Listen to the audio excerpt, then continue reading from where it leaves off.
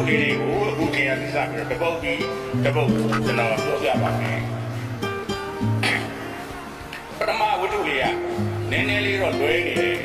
နည်းနည်းလေးတော့လွဲနေတယ်အဲ့ဒီဥစ္စာလေးကိုလည်းဒါကျွန်တော်ခေါင်းစဉ်လေးကိုနောက်မှဒါကျွန်တော်ပေးရတာပါနေတယ်နောက်လာမှနေရနေမှကျွန်တော်မဝမ်းဝက်တက်ကနေအကြောင်းကြားတယ်တောင်းပလာမှာသူတို့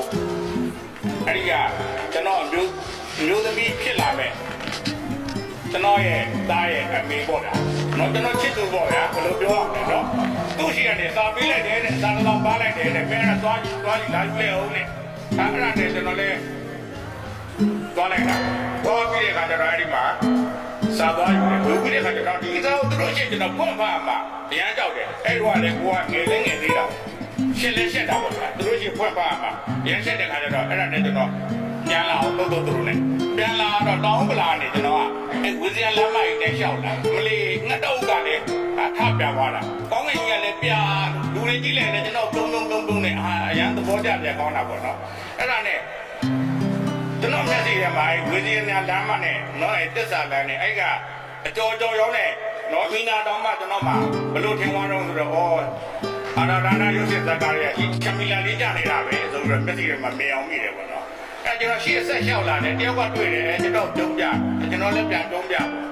နောက်အဲ့လိုနဲ့ဆက်လျှောက်လာရင်လည်းခုနကတော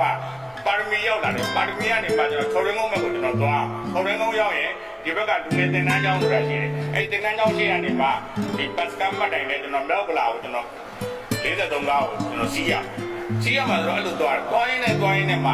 ဒီပါရမီပဲရောက်လာတဲ့အချိန်မှာထော်ရင်းကုန်းရောက်ကနေမှကျွန်တော်ဖိုက်ကစားလာအဲ့ကြတော့မဟာငါဘာမှမစားသေးဘိုက်တော့ပြေးဦးမှာပဲဆိုတော့အဲ့တော့လမ်းမင်းမှာကစီကျက်ပေါက်ဆွဲတိုင်းလေးရှိတယ်အဲ့ဒီစီကျက်ပေါက်ဆွဲတော့တယ်ဝန်တော့ကောင်မလေးနဲ့ကောင်လေးတယောက်နဲ့ကစိုက်တောင်လေးမှာထိုင်းပြီးတော့တွတ်ထိုးနေရတယ်တွတ်ထိုးတယ်ဆိုတော့တယောက်ပြောကြဆိုရပေါ့အဲ့လိုပြောနေနေမှာသူတို့ကကျွန်တော်လည်းလှမ်းကြည့်ပြီးတော့ကျွန်တော်လည်းပြုံးပြတယ်ကျွန်တော်လည်းပြုံးပြတာပေါ့သူတို့ငါ့ကိုဘောကတက်တယ်ပေါ့နော်အလေးစားမှပြုံးပြနေတယ်ပေါ့အဲ့ဒါနဲ့ကျွန်တော်လည်းစီကျက်တစ်ပွဲမှာလိုက်တယ်မှာပြီးတော့မှစီကျက်တစ်ပွဲစားပါပြီးတဲ့အခါကျတော့သူတို့ပြန်ကြည့်လိုက်တော့သူတို့ကလည်းကျွန်တော်ထားပြုံးပြတယ်ကျွန်တော်လည်းသူတို့ပြန်ပြုံးပြတယ်အဲ့ဒါနဲ့ဆက်ထွက်လာပြီးတော့မှငါ43ကားပေါ့နော်43ကားနဲ့ကျွန်တော်ကမြောက်ကလာကိုပြန်လာတော့ကားပေါ်ရောက်တဲ့ခါကျတော့လေချစ်သူရှိကစာလာတဲ့အချိန်များ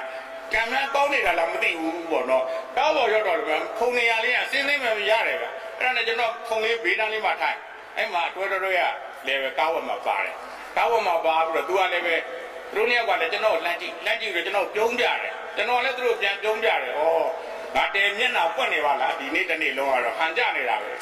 အဲ့ဒါနဲ့ကျွန်တော်နောက်ကလာကြတော့ကျွန်တော်ဆင်းရမယ်မှတ်တိုင်ကတဏ္ဍာမှတ်တိုင်အဲ့တော့စပယ်ယာပြောတယ်တဏ္ဍာပါလားဆိုတော့ကျွန်တော်ပါပါတယ်ပြပါနော်အဲ့ဒါနဲ့မတက်ရပြီးတော့ကျွန်တော်ကားကဆင်းကနေကြတော့တွန်လီ